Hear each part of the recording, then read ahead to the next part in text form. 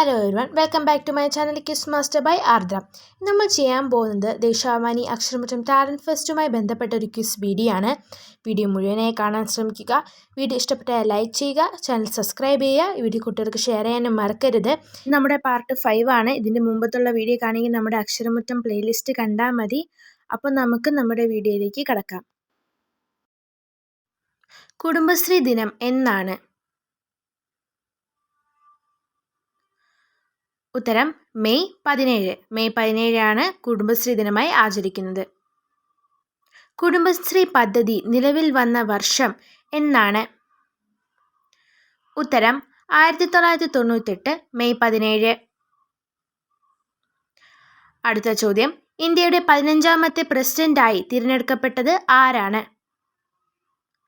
ഉത്തരം CP രാധാകൃഷ്ണൻ.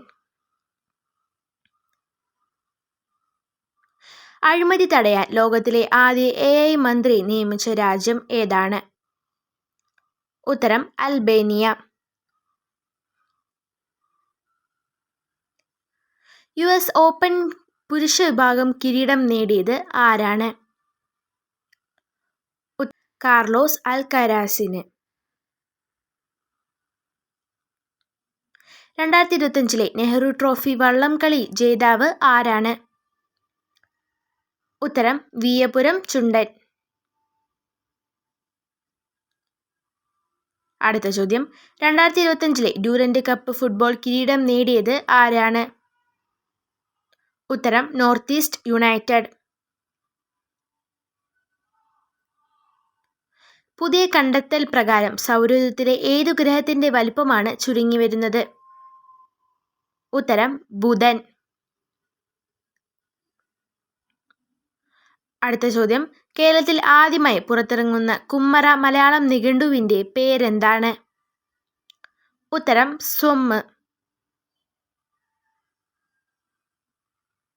പൂർണ്ണമായും സൗരോർജ്ജത്തിൽ പ്രവർത്തിക്കുന്ന ഇന്ത്യയിലെ ആദ്യ നിയമസഭാ മന്ദിരം എവിടെയാണ്? ഉത്തരം ന്യൂഡൽഹിയിലെ നിയമസഭാ മന്ദിരം. ഷാങ്ഹായ് സഹകരണ സംഘടനയുടെ ഉച്ചകോടി 2025 വേദിയാകുന്നത് എവിടെയാണ്?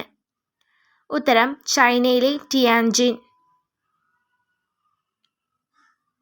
2025 വനിതാ കോപ്പ അമേരിക്ക ഫുട്ബോൾ കിരീട ജേതാക്കളായ രാജ്യം ഏതാണ്? ഉത്തരം ബ്രസീൽ.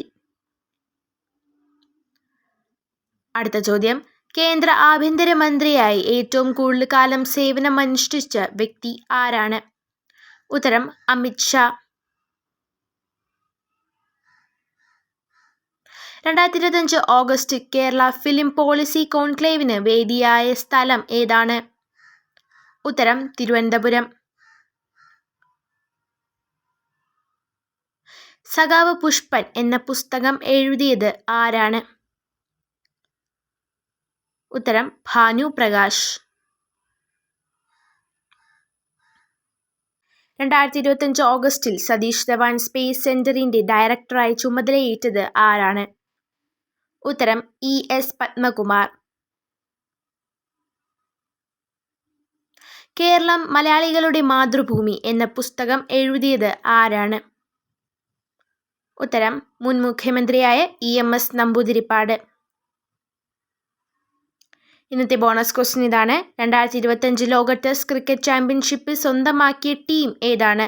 ഉത്തരം അറിയാവുന്നവർ വേഗം കമന്റ് ചെയ്യൂ. ഇന്നത്തേക്ക് ഇത്രയേ ഉള്ളൂ. ബൈ.